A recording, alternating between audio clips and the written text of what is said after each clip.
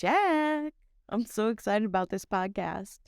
One of the things I was thinking about, because it's been over 2 weeks since I've seen you, that one of the last things, one of our last interactions it was a really icy day at UConn, and I did not have proper foot attire, and I yelled upstairs to all of you, and I said, if you hear screams, it's me, I probably fell. And you flew down those stairs like I said I had $1 million, and you said you offered to walk me to my car because you like helping senior citizens. Oh, I do remember that. yeah, but I took it well because I have broken bones multiple times falling on the ice, so I didn't take it too hard. There is a bit of an age gap between us. There is just a little one. Yeah. So what do you remember about what do you remember? Well, my husband likes to ask this question. I think it's a good one. What was little Jack like? Little Jack had anger issues. Yeah. So what made you think of anger first? Because again, I was thinking I've been thinking recently a lot about like what I was like before I started drinking.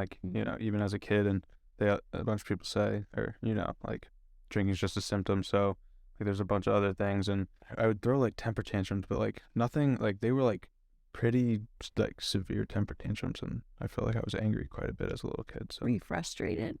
Can you pinpoint what? I don't necessarily remember, but I would get so angry, and then my mom would have to calm me down, and it was just this cycle, and there was never something specific. I just feel like I got really upset and irritated at a lot of things. Yeah. Were you doing well in school? Did you have friends? I was, yeah. I've always done pretty well in school, and I've always been pretty social, so yeah.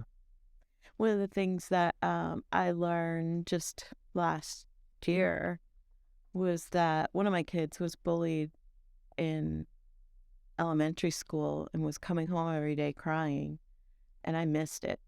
I missed the entire thing, and I was working from home at the time. I was in the basement in an office space, but I totally had no idea what he was going through in elementary school. That kind of carried over into middle school. That ended up starting him using drugs. So can you pinpoint when you started really thinking about substances and what your frame of mind was the first time? Because usually some fear comes along with the first time. Yeah, so it was freshman year of high school. I'd stayed away from everything in middle school.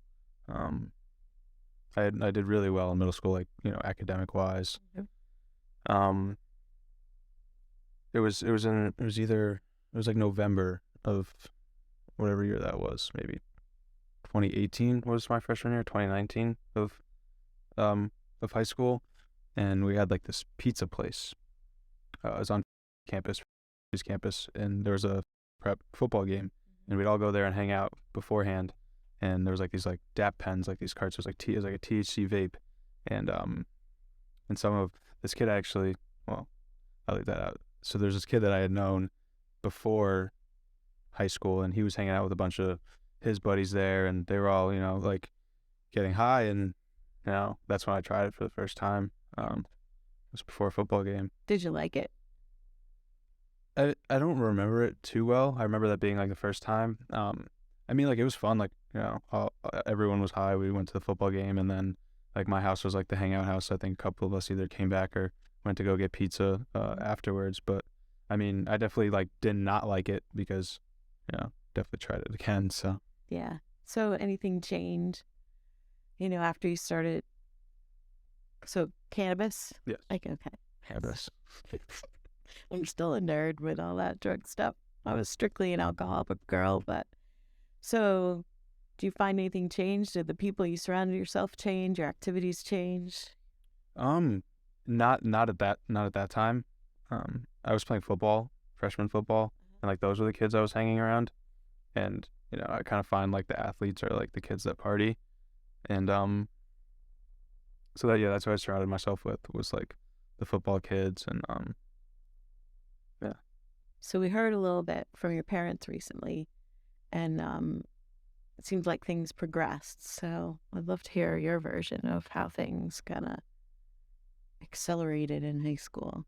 Yeah, so again, I tried it for the first time at a football game. And then again, my house was kind of like the hangout house because some kids lived like 40 minutes away. We lived like less than a mile away. So like after school, everyone would come to our house and like on the weekends or there'd be like sleepovers. And so that's started, getting high with like my friends, either like after school, nothing crazy, like just regular like high school things. And um, I bought my own cart for the first time. So that was November. It was going into Christmas break. I bought my own for Christmas break. And then that's starting then. So I started to continuously like buy my own cart. And, at first it was just with the friends, but I had my own. And then it was like, all right, before I go to bed, like when everything's done. And, this was a little bit of a slower progression. So I'd say probably the start of sophomore year is when I went to school high for the first time. And then I don't remember exactly when it was, but it was definitely like October of sophomore year. And my dad used to work in New York, so he'd come home late, and my mom would teach like a night class at the university. And so it'd just be like me and my sister at home, and they had like this, and I'd run out of the cart, and they had like a hard alcohol, like I don't know what you call it, like a stand. Yeah, it wasn't a it's not it's a cart. There's like a cart in the living room, and they never drank hard alcohol. It was only for like when friends came over. And so I was like, well, I can't get high because I don't have anything left. So like I'll just try alcohol, like, and I had like had a couple sips, but I had never like actually gotten drunk. Um and maybe I've had like a beer or two with like some friends. I really stayed away from alcohol. And so I remember I got like a cup from the kitchen. I put Snapple in it, and I went and I put vodka, and I didn't know like what 40% meant or like any of that, and I drank the whole thing, and like I loved it. And that's when things started to pick up. I realized that it's in the house, it's free, I don't have to pay for it. My parents aren't using it, so but I was still buying carts, so like on and off. And end of sophomore year is when the pandemic started, right? March of 2020. Yep. So then, we went home. Yeah. So then my parents talked about the first time they had caught me, which was like March, April of that year. How'd you feel? I actually do remember that night. It was weird because I had a couple like unopened beers that were also under my desk, and I'm not sure if he saw those or not. But he also didn't take the one that I was drinking, and that was what felt weird to me. He just said, "I love you. We'll talk in the morning," and like that's what was strange to me. Like, why didn't he take them? But I just remember like I drank the rest of it, and I remember them like barging into my room the next morning, and I was sleeping, and I was like let's not do this right now. And they're like, all right, like we'll give you like 5 more minutes.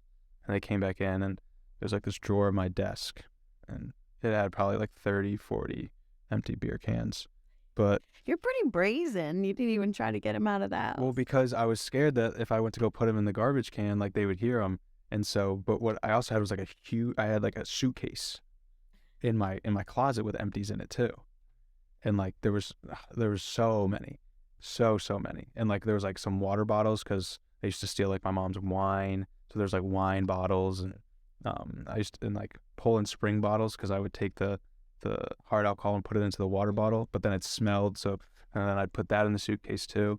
So there was just, a whole bunch of empty things, but it was never the same after that because that was the first time I got caught. Yeah. And so now they're looking and like, counting the beers, and it really took off on you then, though, if you were at that point so quickly filling up suitcases and drawers.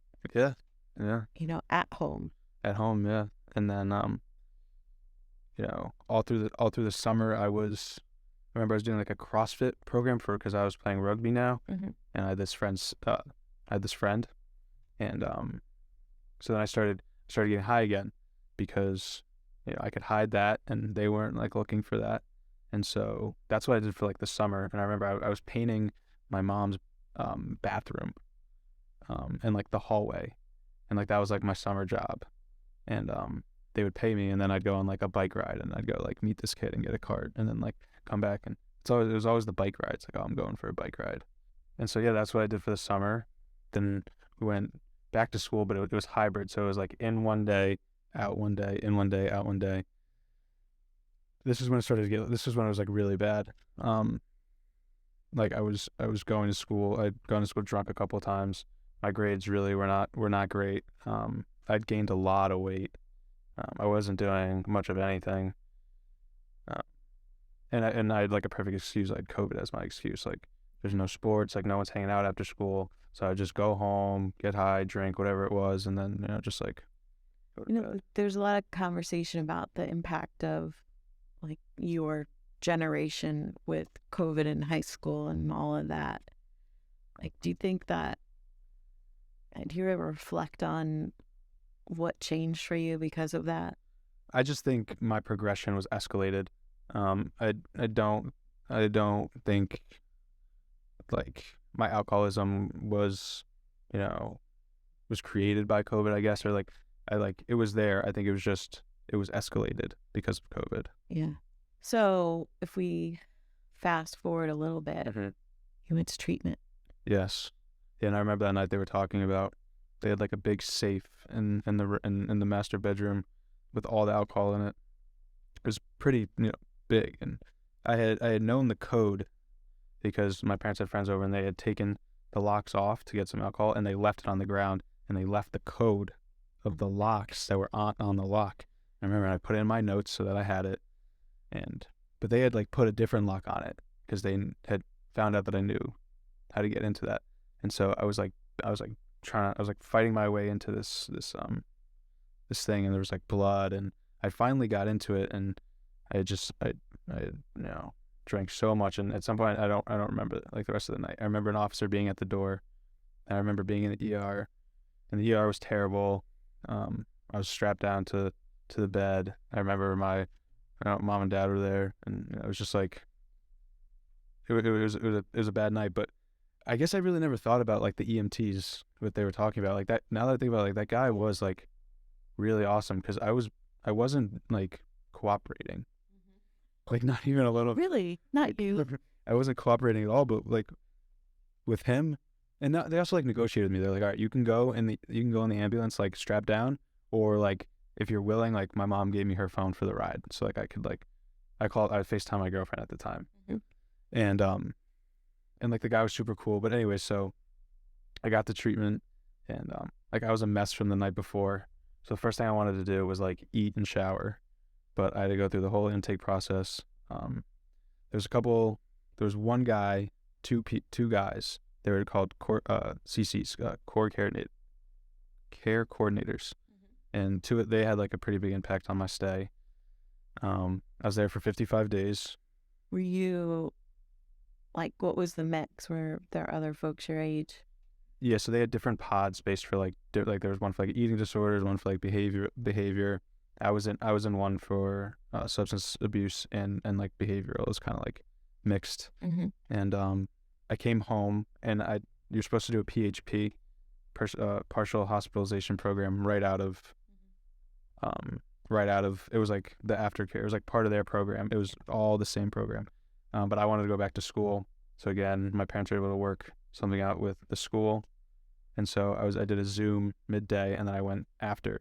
And I did that I got out in March.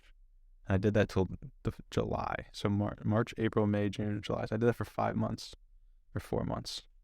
What are you learning about yourself at this point? It was just like, I guess the big thing that I realized was I'm not the only one. And I had seen a kid that I was in high school with at one of the like I was there for about a month, and I saw him, and I was like, that makes me feel better. Yeah. Especially like a kid. Yeah. So I guess that's like the big thing I learned. Then I got my license, and then I got a car that I probably shouldn't have had, as much as I loved it, but probably wasn't the car for me. And I wasn't doing, like, now I'm like heavily in AA, but I wasn't doing anything. I was like, I just felt like miserable. And I guess like that car was like a coping mechanism for me, in a way. Um, like I drove a lot. Like I went out of my way to like drive my sister like every morning, and like driving it made me happy. Um, So you got some power there, right? Feeling pretty powerless over drugs and alcohol. I had some power, and one day my parents had brought it up about them getting a call that I wasn't in school, and I had sat in a senior parking lot all day, and just drank all day, but they didn't know that at the time, and so my sister needed to be picked up from school, so I said I'll go pick her up, and there was traffic on 95, so I'm driving in the breakdown lane, and I get pulled over, and I get pretty heavy ticket. I regret it, but I picked my sister up, I drove her home, and then I went to the bank to take cash out because I was going to go pay this ticket in person so my parents didn't find out. And I got there and I parked in like I don't remember whose spot I parked in, but it was someone important. They had like a sign that said like Chief something or other, and which we laugh about now. But I walked inside and I showed him the ticket. It was like $500. And I was like, I want to pay this in person. And he's like, you got it from a state trooper. You can't pay it here. You got to pay it online. But he's like, you're like, he knew I was drunk. Yeah. And so they go, all right, like we got to call a parent to come pick you up. I was like, no, like I want to go back to rehab. And they're like, we can bring you, we can get an ambulance, but we can't send you back to rehab. And I remember I was laying in the ambulance, and this is when my parents found out I was drinking again. And my dad was there, and he came in, and I was crying, and he was supposed to go on like a work trip the next day, and I was like, go on the work trip. He's like, and I'm bawling, and he just gives me a hug, and he goes like, no, like I don't remember exactly what he said, but he's like, hey, we're here for you, like we're gonna help you.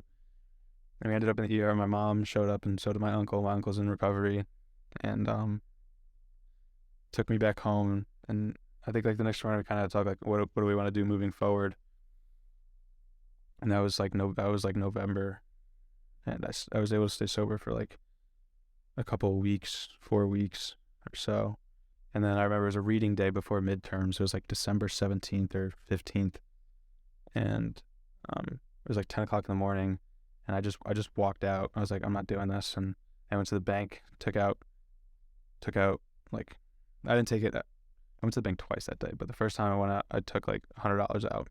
Went to the liquor store, the one that I knew didn't card. Bought alcohol, got drunk. I just kind of drove around for a while.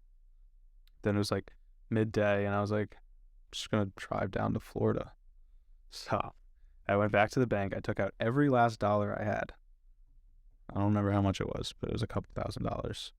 I put it in the side thing. I went back to the liquor store, bought more alcohol. So I'm just gonna drive down there. I had a friend down there. And I crashed in New Jersey. I got arrested, and because of some of the things that I had said to the police officer, they had to put me in the psych ward for the night. So I spent the night in the psych ward, but my mom spent it with me, and we were on the twin bed, and she was one way, and I'm the other way, and we spent the night like that, and it was a terrible night. The hospital like security was terrible. They were assholes, like me. And my mom likes to tell that story about like she's like in front of me and I'm behind her in like the gown, and I'm like, yeah, it's my mom, and like we're like screaming at the security guards together, and it was definitely an interesting night. But the next day we drove back, and they're like, all right, we gotta send you back to rehab. So Jack, I hear a lot of stories, right? And I hear stories from young people talking about getting arrested and stuff. But like, how are you feeling when that is happening? What is running through your head? Or are you so intoxicated that you're not even having emotions when this is happening to you? I don't remember it too well. I remember more about like being at the police station. Yeah. But every time I was like super like aggressive, and then once I was in the handcuffs, I just like started crying. Yeah. I think about if I were to get arrested, even if the police showed up at my house, that's some trauma there. Yeah, I mean, every time I was arrested, I was pretty heavily intoxicated, so I don't remember too much of like the feelings. So after you get out of the hospital there, Yeah, so I'll speed it up a little bit. Um, we just wanted to make it through the holidays. I think that was the reason, or maybe there wasn't a bed or whatever. We just wanted to make it through the holidays before I went back to rehab. They already planned on sending me back to rehab. My parents. I'd gotten high, and then I'd said that I was going to go to an NA meeting. I didn't go to an NA meeting, but I went to the liquor store instead with a buddy of mine, maybe not a buddy, an acquaintance.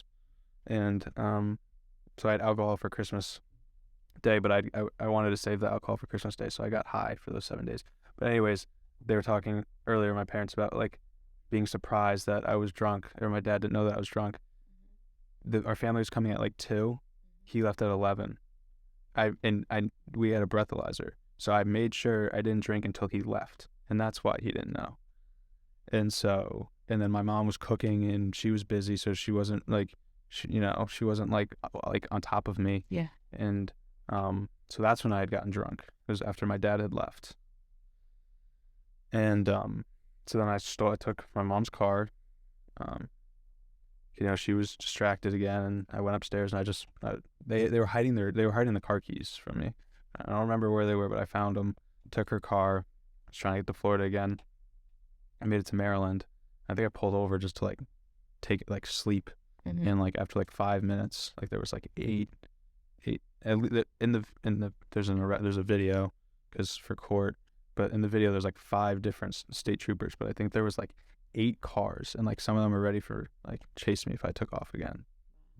And so yeah, that was the last straw. And so I ended up going to rehab December 29th, 2021. That's my sober date now.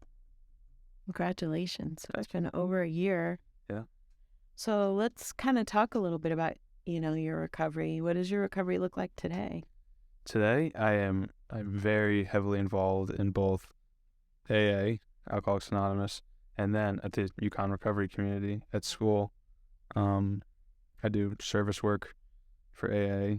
I'm chairing a meeting. I'm a secretary. I am eligible to sponsor. I have like a problem raising my hand when they're like, if anyone's eligible to sponsor, raise your hand. I guess it's like I'm like, no one's gonna want to listen to me, so I have to kind of get over that and just put my hand up. But I am eligible to sponsor. But then at the URC, Yukon Recovery Community, I just got a job there. Worked for the first time yesterday. But even before that, I was always like, willing to help and helping senior citizens after their shots. Yeah. And so yeah, I'm just super involved. And so, what was it like for you transferring to Yukon, leaving home, your whole junior, senior year, being pretty messy? I mean, it was scary because even when I was home and sober over the summer, because I came home in May and it didn't come up till the end of August, I still was like pretty heavily supervised. Like every time I got home from work, I was breathalyzed and drug tested, and obviously there was not much trust there, and so like I was like being watched heavily. So it went from like I was 18 and I'm being like every move I make, I felt like I was being watched, which rightfully so. And so, but then I get up to Yukon, and it's like I went from being watched 24/7 to like nothing. Like I can do whatever I want. Like that was scary. That was really scary. I had never like experienced like adult freedom or anything like even like relatively close to it. Yeah. Or at least for those like 8 months. So how hard was it to make the choices that you made? It wasn't necessarily like hard. Like I didn't want to make any bad decisions. I was just scared that I was going to make a bad decision. But the first like 3 weeks were pretty difficult. But I called everyone like back home, like my sponsor and like friends from AA back home, and they helped me through it. And obviously being at the URC helped. But once I got comfortable, like that's fine. Yeah. So, it's interesting because a collegiate recovery program's a whole different thing, right? And it's in at Yukon, it's in this 275-year-old house, and you're meeting new staff members, and you're meeting some returning students, but some who are brand new like you. What does that kind of adjustment feel like? I was a lot more comfortable than I thought I was going to be, kind of like walking in there. I like knew going in that it was a safe space, and like that's where like I was going to be able to like be myself, and be able to like talk openly about how I felt. And I talked to you a couple of times prior to going, Yeah. and I'd met Allison that like over the summer as well. So it wasn't too hard like getting like kind of coming into the house. I felt pretty comfortable like walking into the house. I do remember you came by with your parents and you're like, you kind of kicked your parents out of school pretty quick. Yeah, I was done with them. But also, I have also admired a lot that you have their support and you reach out for their support because you've been on the phone with them on different occasions when I've been around. Yeah. So, if you had any encouragement for parents who are going through this as the young person, right, as the child, like what are the things that your parents have done that have been really instrumental in you supporting your recovery? They, instead of like, what I really appreciated that like my mom had kind of already known a little bit about like addiction and like recovery because of my uncle, and my dad had kind of helped out. But what I appreciated that my dad did was he like did like research. He like looked like into alcoholism. I remember he was like reading articles, and he's even read a little bit of like the big book, and like they were like interested in it. They like both of them would like ask me, and they wanted to like know like more like about the feelings versus just like like drinking's bad. Like that's not how like they were. Like they realized like I had like a disease and like the help that I needed, and I guess just like actually like being interested in like being there, and like I don't know if I'm saying it right, just like just being like genuinely like interested in like my recovery has been like super. It's like I feel like I can like talk to them about it, and I do, all the time. One thing that your parents nor you have brought up is your ADHD. Mm-hmm. And I bring it up because almost 100% of the students that I've worked with over the last 4.5 years all have ADHD, as well as my son, who had the child that has the substance use disorder. Do you think that plays a role at all in beginning your use and finding it as a tool? Maybe. I guess I haven't really thought, too much into that. I think it's just like part of ADHD is just having like a super like addictive personality and like fixating on certain things. Yeah. Yeah, I guess I really haven't, thought too much about that. Yeah, it's just been interesting because that's that's probably almost 100 students that I've interacted with, and almost all of them having that, having a lot of times. Like, when were you diagnosed? Were you diagnosed when you were younger? Mm-hmm. What? Yes. 7 or 8. Yeah. So I'm sure somebody's going to do a major study on it at some point. What do you find the most helpful about a collegiate recovery program? Because the majority of campuses in Connecticut do not have one. I think they find, I just think my biggest fear was like friendship, like finding like friends, and like being able to like doing things like Friday and Saturday nights.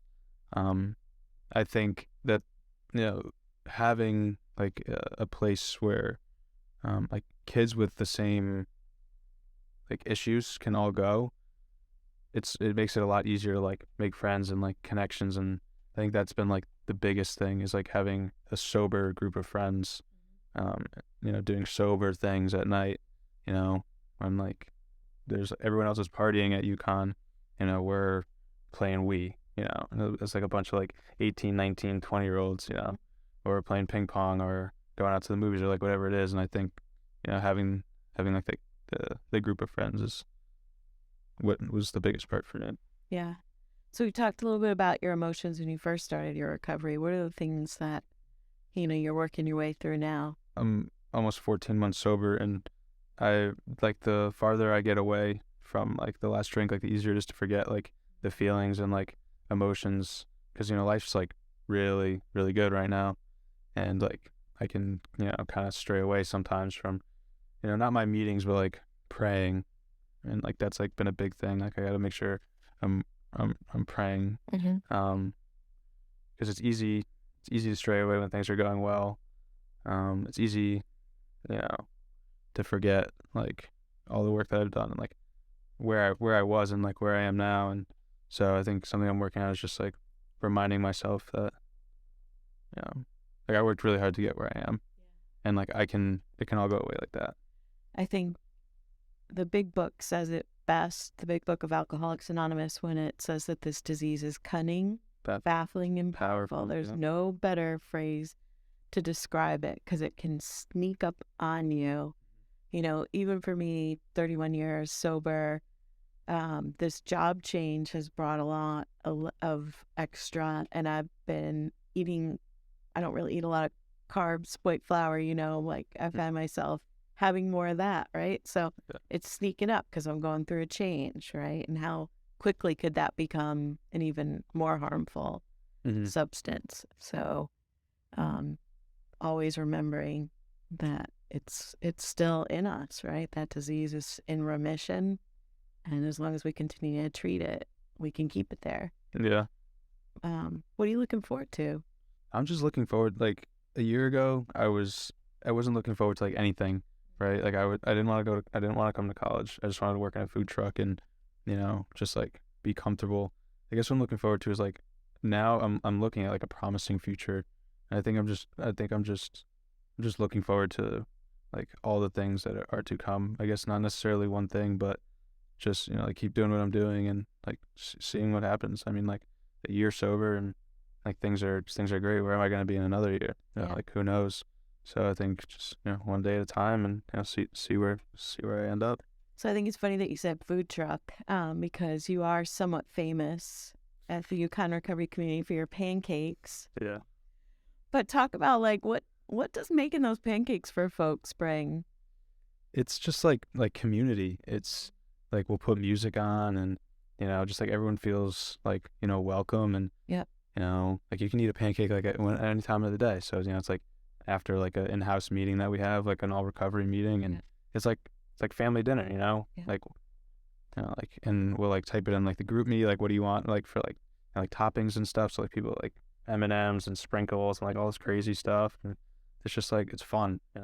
I'll never forget, it was pretty sure it was the first week, and you were in the kitchen making pancakes or waffles with a couple of other folks, and Lexi came running into me and said, they're laughing and talking to each other and cooking together. And I think, one of the things, a lot of people get into these elaborate programs for college campuses, and we've got to do all this stuff and have evidence-based practices and studies. But honestly, sometimes a box of pancake mix and a bottle of syrup can do more for somebody feeling connected and belonging than anything else. I totally agree. So thank you for being the pancake maestro. You're so welcome. I hope that you continue your ministry with pancakes for a long time. They were making pancakes yesterday, so. Oh, there we go. Now you're getting paid for making pancakes. I am. Right? You're right. It's not a bad gig. Not a bad gig. Finally, you don't have to be on the food truck either. No. If you were to give a message to a high school senior who's just started their recovery now and they're thinking about whether college is a good fit for them, what would you tell them to look for? I like just that if they went to like any old college. Like, yeah. I mean, would you encourage them to go somewhere with collegiate recovery or? Definitely. I would definitely recommend collegiate recovery, but I think just finding a good group of friends like right off the bat is really, really important. And they always say like you're a product of who you spend time with. Yeah. And so even if like you're hanging out with people that are drinking, but like you're not going to parties or whatever, like you're still feeding off of them. And so but what I find is like people are like, oh, I can't find like kids my age in recovery, but there's so many kids like your age that just don't drink. Yeah. Like they don't necessarily have to be in recovery. Just like find kids that aren't drinking and aren't partying on Friday nights. there's plenty of kids that are, going playing cards on Friday night, or playing chess or like whatever it is. Yeah. I think the people you surround yourself with is like very, very, very important. Well, you've been a shining light in my life over the last 6 months since I met you, and I miss seeing you on a almost daily basis. Yeah, But I hope sometime they'll come visit me in Rhode Island, I will definitely. and keep putting your face and your voice on recovery, because there's many, many more folks out there that need to learn about it and know that they can find a place to belong where they're not alone. Mm-hmm. Yeah. Anything else you want to share before we wrap? I don't think so. No. All right. Thank you, Jack. Thank you, Sandy.